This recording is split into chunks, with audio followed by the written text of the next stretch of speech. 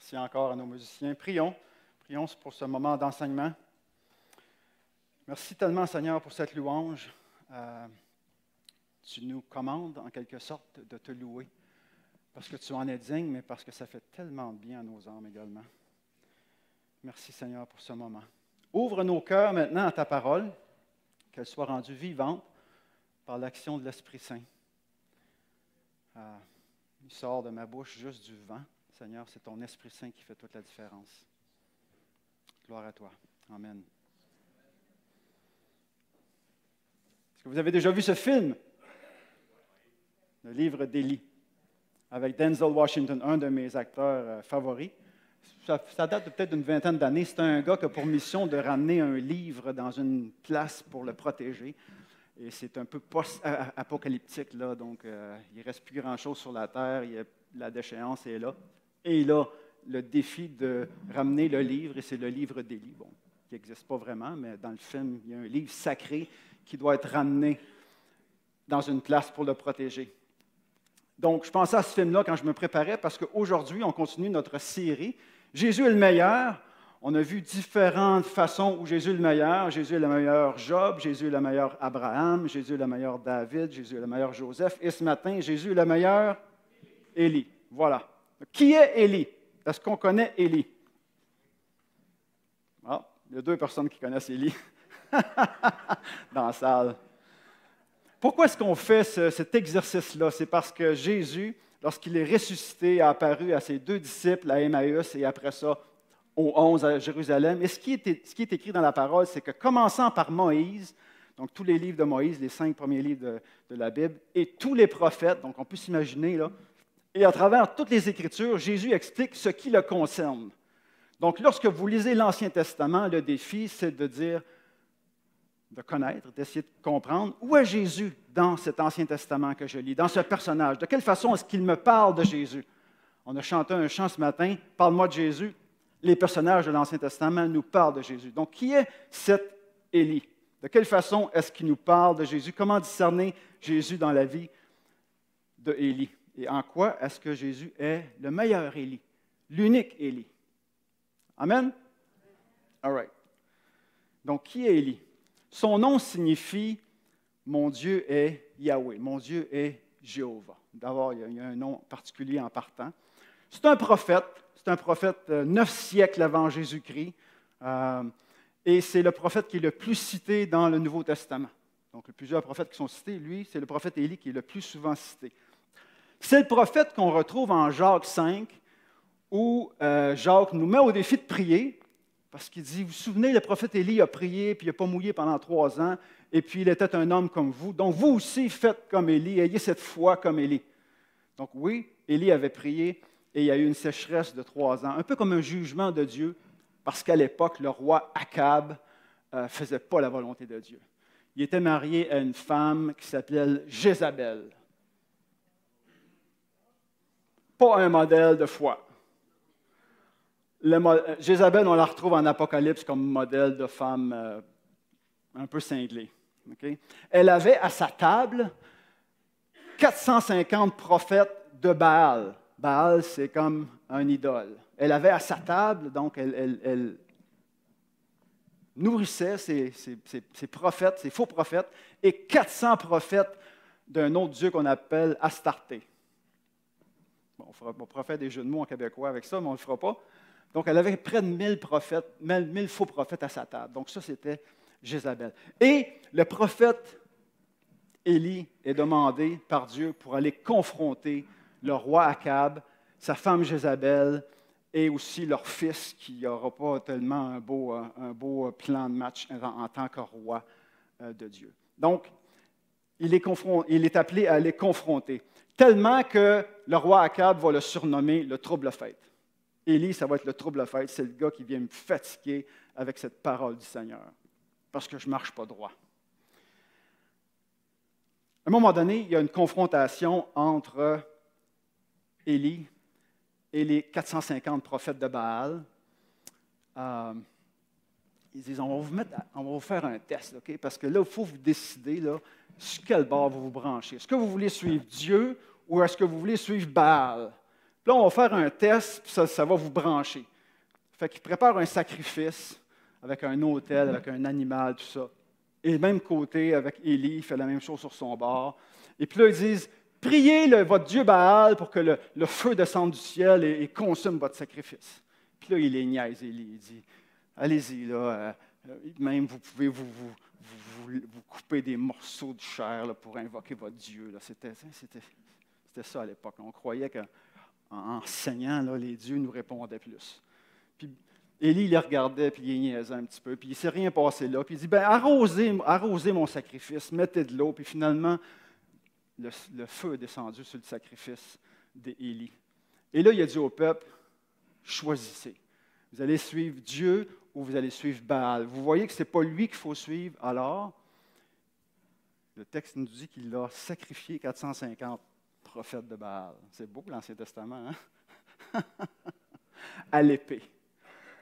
Donc, le peuple a décidé de choisir Dieu et d'éliminer ses faux prophètes. Donc, suite à ça, Jézabel est venue folle et elle a voulu éliminer le prophète Élie. Et Élie a eu peur et il s'est enfui. On va regarder cet épisode-là de sa vie. Il va aller se cacher. Donc, ce fameux Élie, j'ai trouvé cette carte dans la Bible du Sommeur. En passant, si jamais vous cherchez une Bible d'études, je vous la recommande hautement. Bible d'études, version du Sommeur. Il y a plein de beaux outils, de belles cartes. 60 $. Je pense que ça vaut la peine. Si vous voulez étudier les Écritures, je vous la recommande beaucoup. On a sur cette carte l'activité des différents prophètes, mais j'attire votre attention sur 3 points. Sarepta, le mont Carmel, et puis Beersheba ici, où il va s'enfuir. Okay? Donc, 3 places significatives dans la vie d'Élie. Le peuple juif attend encore Élie. Pourquoi? Parce que Malachie, à peu près 500 ans après Élie, Malachie avait dit, je vais vous le lire textuellement, « Je vous enverrai Élie le prophète. » Donc, le peuple juif attendait le retour d'Élie.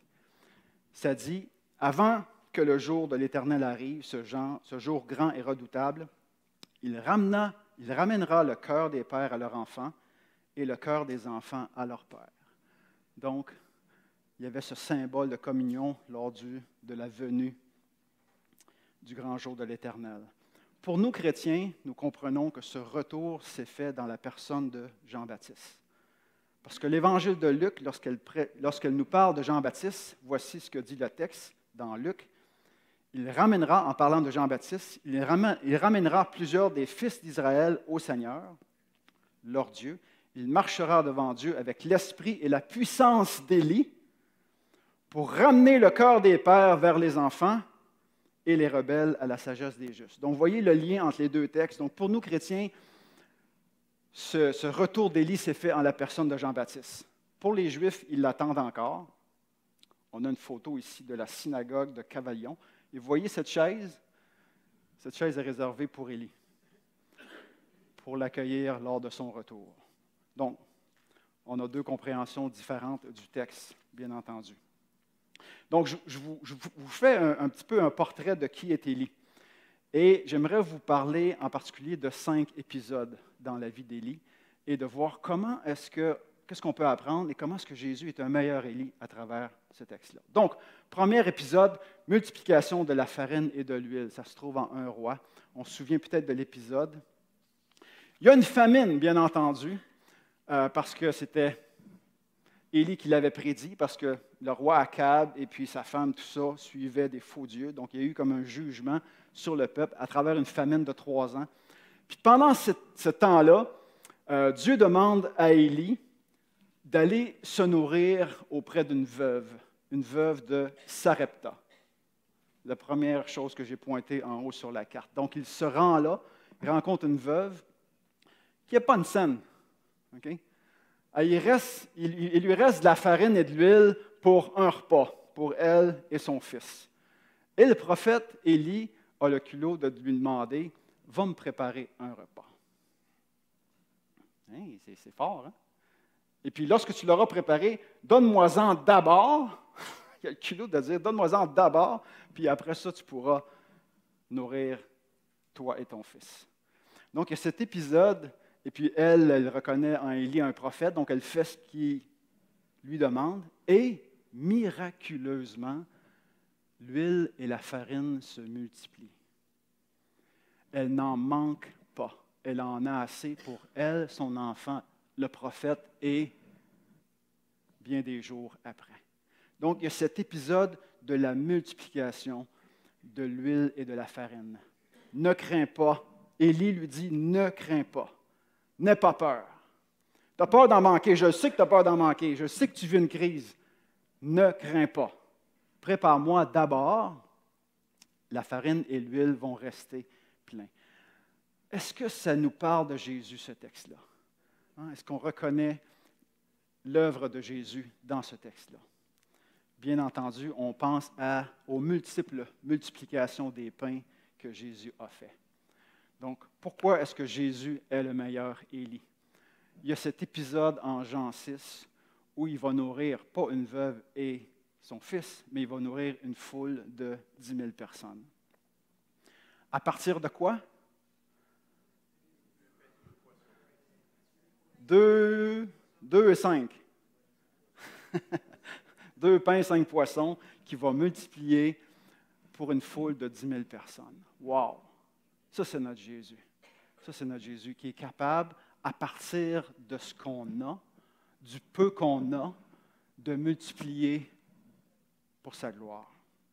Comme dans l'histoire, il y a parti du peu qu'il y avait, du restant de farine puis du restant d'huile qu'il y avait, il a parti de ça pour multiplier. Même chose dans le Nouveau Testament, il part de 2 pains, 5 poissons. C'est toujours comme ça que Dieu opère avec nous.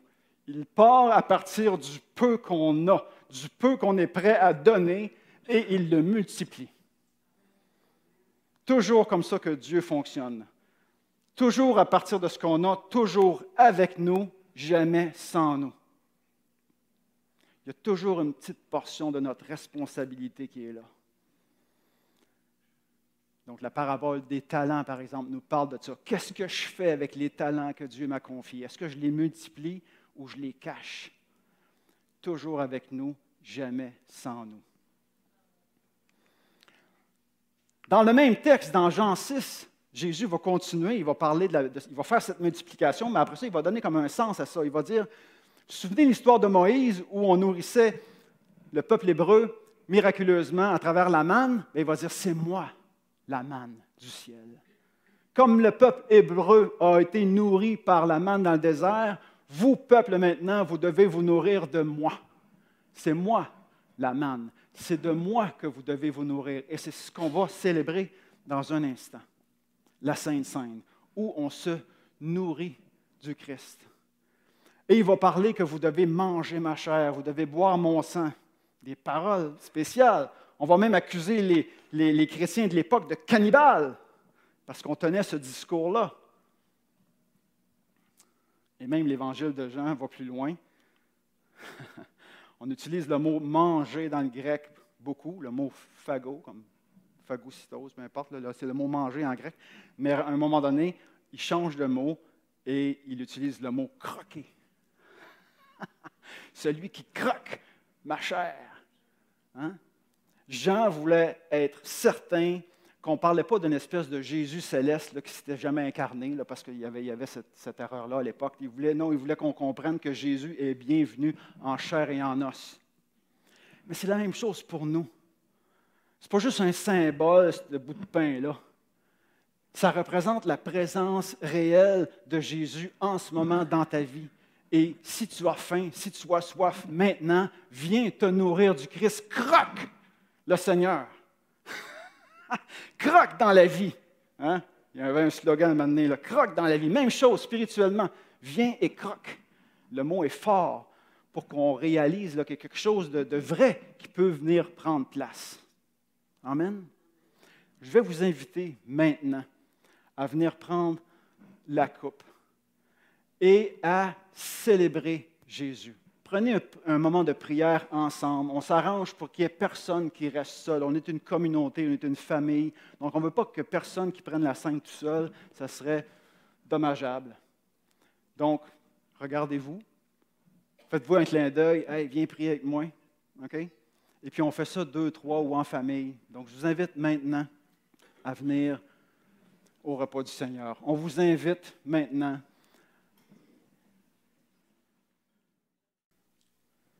C'était le premier épisode dans la vie d'Élie. Deuxième épisode. Cette veuve avait un fils, tombe malade et meurt. Donc on comprend le désarroi. C'était son seul fils. Son fils meurt. Elle est veuve. Il n'y a plus personne pour prendre d'elle. Donc, c'est la fin. Hein? Et la veuve croit que c'est un jugement de Dieu. Quand on lit le texte, c'est sa compréhension de cette perte. Elle dit, « Oh, Dieu me jugeait. » Mais Élie montre dans la chambre haute où est le jeune garçon décédé. Et là, il va comme négocier avec Dieu pour que Dieu ait compassion de cette veuve.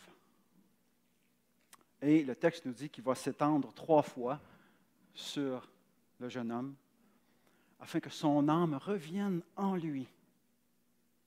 Que son âme revienne en lui parce que son âme l'avait déjà quitté. Et il revient à la vie. Et Élie va redonner son fils à sa mère. Est-ce qu'on voit Jésus dans cet épisode? Certainement. Jésus va ramener à la vie 3 personnes. Lazare, qu'on a chanté tantôt, va aussi ramener la fille de Jairus. Mais il y a un texte qui est vraiment proche de celui qu'on vient de lire. Il va aussi ramener à la vie le fils unique de la veuve de Naïn. Encore une veuve qui avait un fils unique.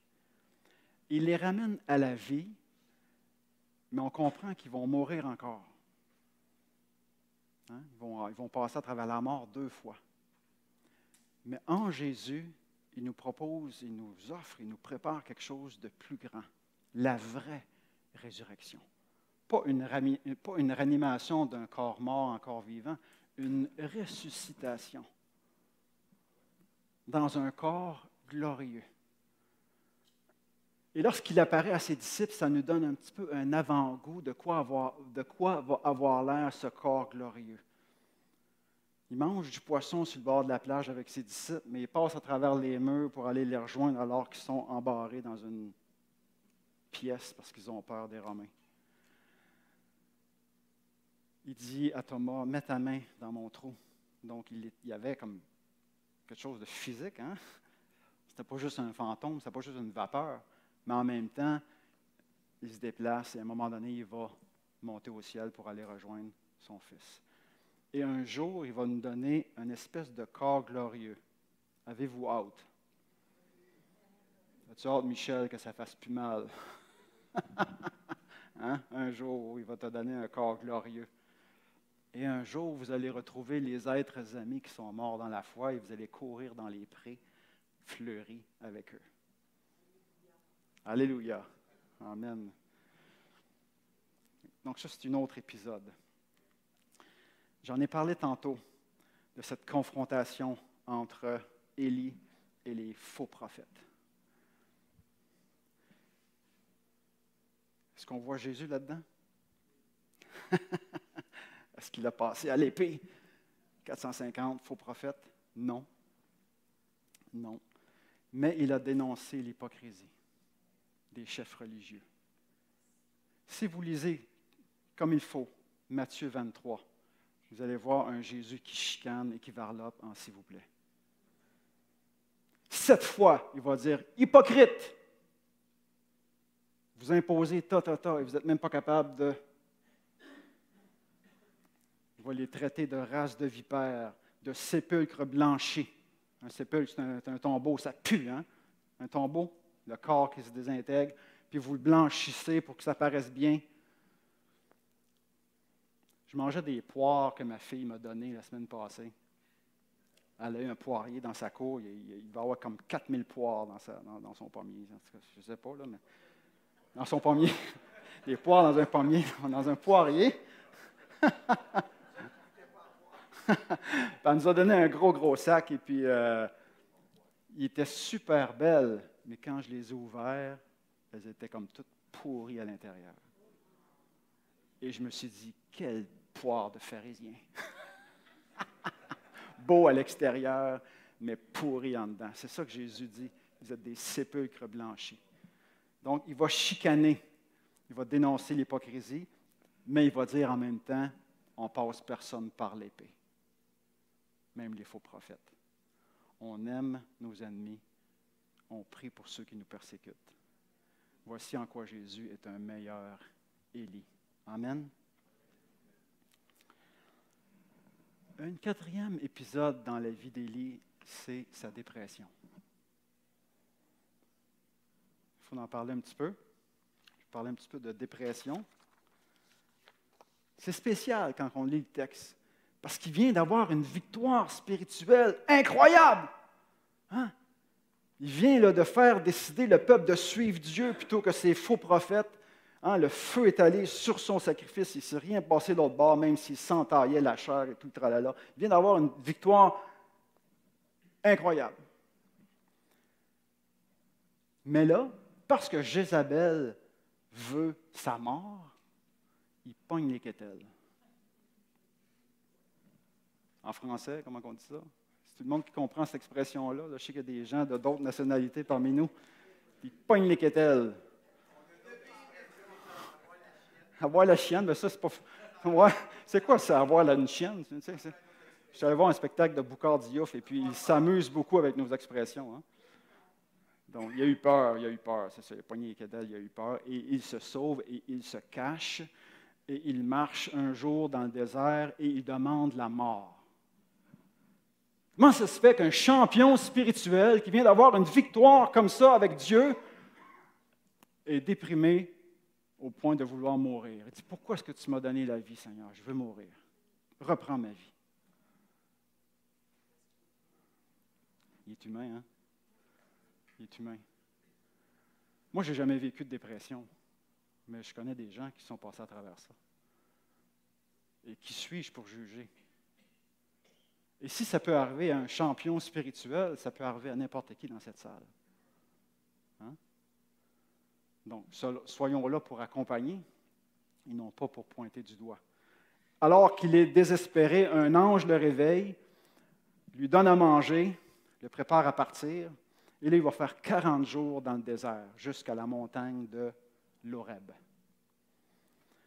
Et là, Dieu va vouloir se révéler à lui. Il va passer dans un tremblement de terre, mais est-ce qu'il va être là? Il va passer aussi dans un feu, est-ce qu'il va être là? Il va passer dans un grand vent, est-ce qu'il va être là? Il va être là dans le murmure. Qu'est-ce que ça nous dit, ça? Si tu cherches Dieu juste dans les grandes patentes, tu ne le trouveras pas. Développe ton oreille pour le murmure de Dieu. Parce qu'il se révèle dans un murmure. Prends du temps pour développer ton écoute de Dieu. C'est ce que ça me dit, ce texte-là. Élie veut mourir parce qu'il pense qu'il est seul à adorer Dieu. Il a une fausse perception de la réalité. Et c'est ça qui l'amène à la dépression. Il pense qu'il est le seul. Et qu'est-ce que Dieu fait avec cette fausse perception? Il dit, retourne au service, mon homme. J'en ai pas fini avec toi. Tu vas aller oindre, mettre de l'huile pour oindre 2 rois. Okay? Tu vas aller oindre aussi ton remplaçant, Élisée. Et puis Dieu dit, je me suis gardé 7000 hommes en Israël. Donc, si tu penses que tu es seul, tu es dans les patates. Tu veux mourir, tu veux te déprimer, mais c'est parce que ta perception de la réalité, elle est fausse.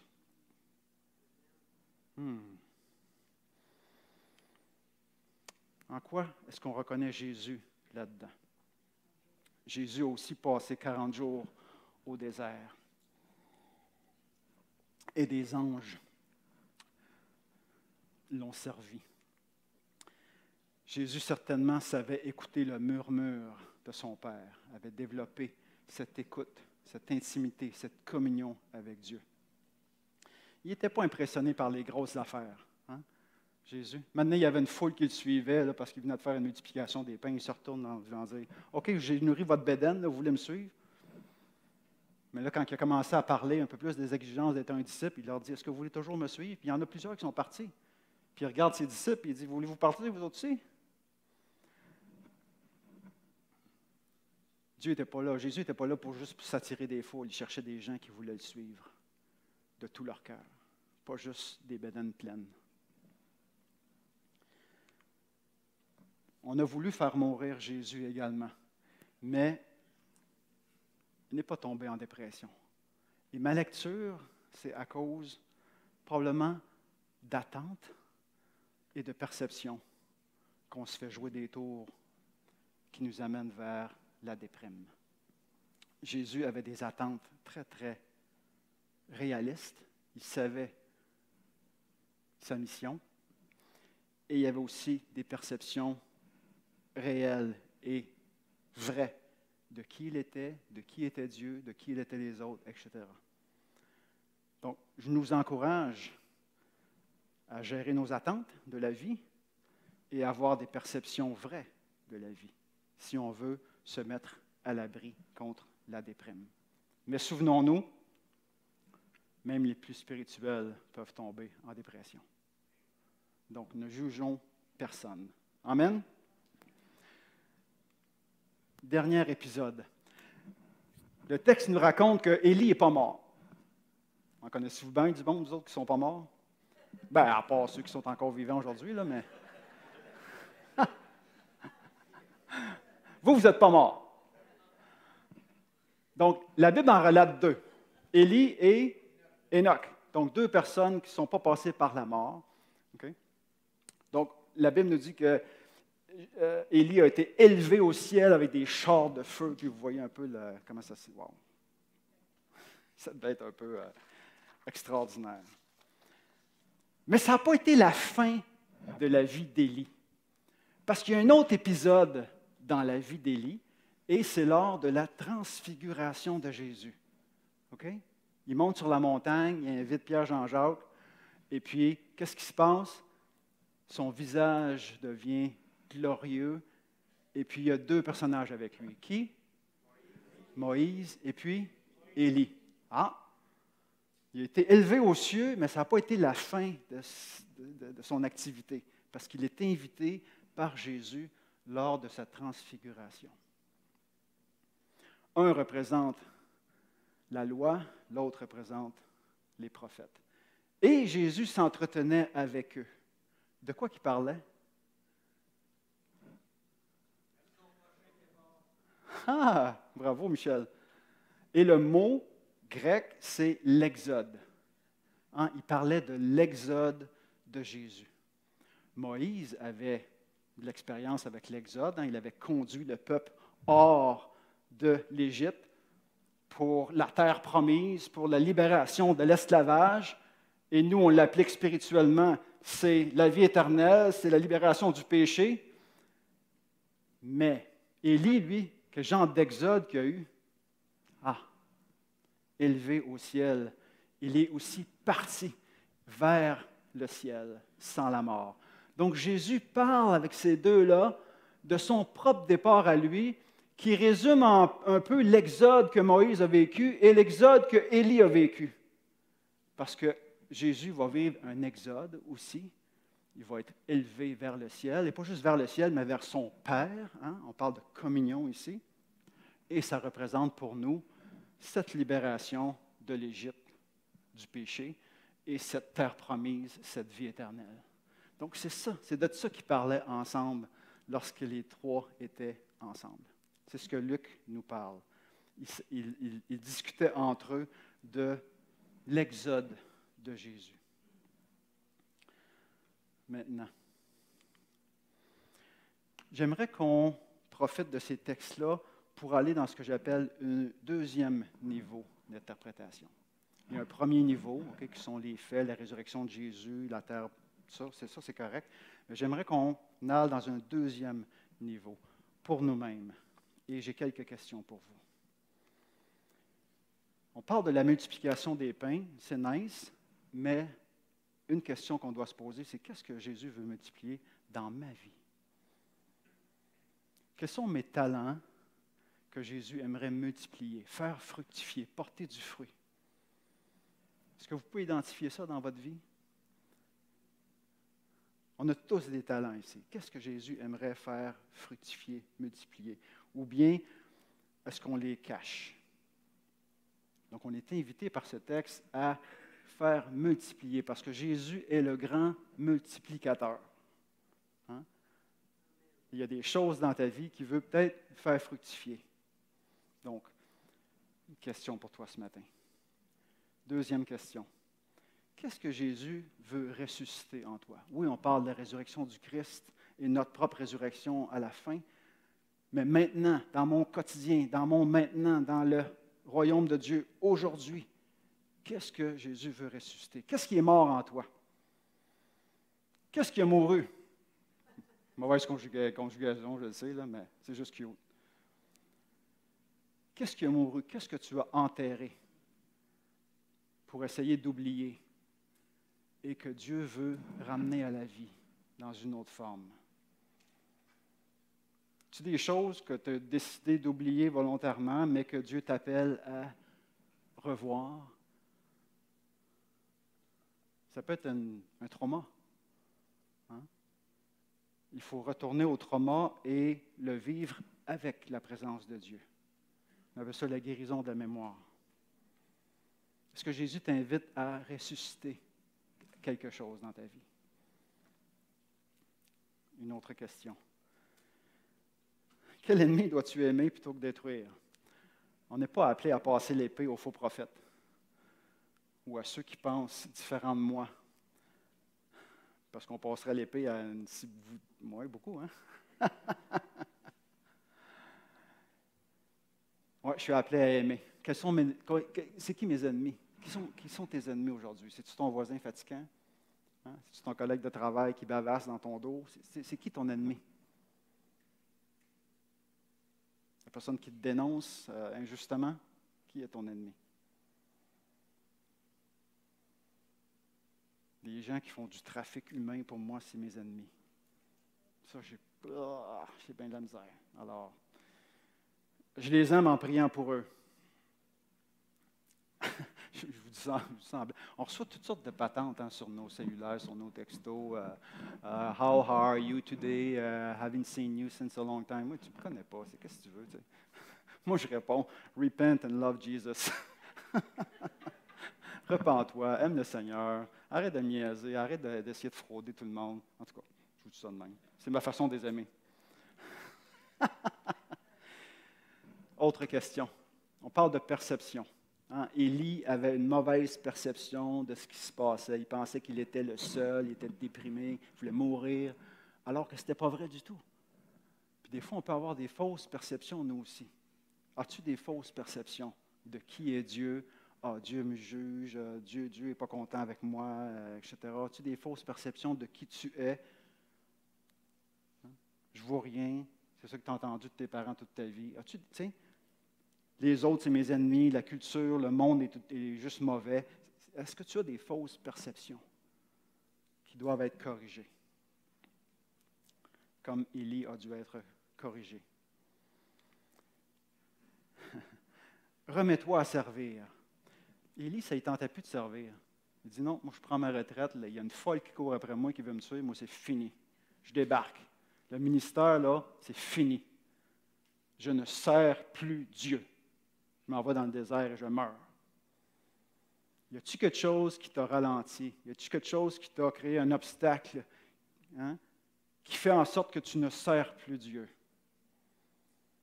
Et Dieu te dit, remets-toi à servir, mon ami. Ça se peut-tu, ça? Dernière question. Que dois-tu quitter, le mot exode, hein, pour quelque chose de mieux? Qu'est-ce que tu dois quitter dans ta vie pour quelque chose de mieux? Y a-t-il quelque chose que tu traînes depuis longtemps, qui te gosse? Hein? C'est du beau français, ça aussi. Hein? C'est enregistré en plus.